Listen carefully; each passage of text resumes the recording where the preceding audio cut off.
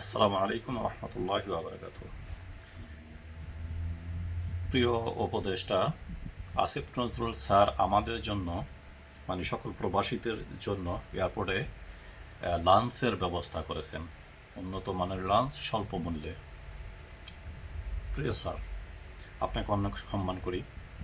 আপনি অনেক সাহায্য করতেছেন দেশের, আরও করেন, যান প্রাণ দিয়ে চেষ্টা করেন, খালি মানুষের মন জয় করেন, প্রবাসীদের মন জয় করেন, কিন্তু আপনার ওই লাঞ্চ খাওয়ার মতো সময় কি আমাদের হাতে আছে?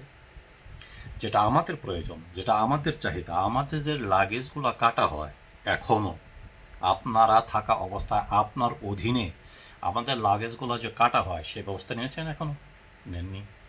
সেই আগের লোকগুলি কর্মরত আছে, কাউকেই আপনি বহিষ্কার করেননি, পরিবর্তন করেননি, কিছুই করেননি, কোনো অ্যাকশন নেননি। অথচ কী করেছেন? আমাদের জন্য লাঞ্চের ব্যবস্থা করেছেন। ভাই, আপনার লাঞ্চ আপনি রাখেন, লাগেজটা যেন না কাটে সেই ব্যবস্থা করে।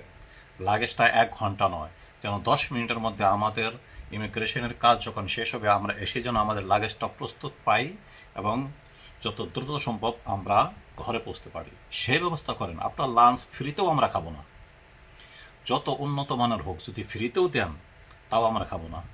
সুলতান ডাইন এনে দেন দুপুরে, দেখেন কোনো প্রবাসী খায় কিনা, খাবে না। আপনার এই লাঞ্চ খাওয়ার সময় আমাদের নেই ভাই, একটু বোঝার চেষ্টা করেন। আর আরেকটা যদি পারেন, দুটো কাজ করেন। নাম্বার 1, আসা যাওয়ার সময় যে হ্যাস্ত ন্যস্ত করেন এটা বন্ধ করেন। নাম্বার 2, লাগেজ কাটা বন্ধ করেন। নাম্বার 3, লাগেজটা যেন দ্রুত হাতে পাই সে ব্যবস্থা করেন। নাম্বার 4, যারা রিসিভ করতে আসে আমাদের ফ্যামিলি থেকে, বাহিরে যেন জেলখানার বাহিরে দাঁড়িয়ে আসে এভাবে তারা দাঁড়িয়ে থাকে, পারলে ওখানে একটা বেঞ্চের ব্যবস্থা করেন যেন তারা বসতে পারে, একটা চেয়ারের ব্যবস্থা করেন, একটা প্লেস বানান যেখানে অপেক্ষা ওয়েটিং জুম থাকবে। এই লাঞ্চ ফাঞ্চ দিয়ে আমাদেরকে কোনোভাবেই আপনি ও কি বলে আমাদের মন জয় করতে পারবেন না। আমরা এভাবেই আপনাদেরকে সাহায্য করবো, আপনাদের পাশে আসি, থাকবো ইনশাল্লাহ। দেশের জন্য কাজ করেন, আমাদের জন্য কিছুই করতে হবে না, আপনি আপনার কাজ করেন। ধন্যবাদ আপনাকে।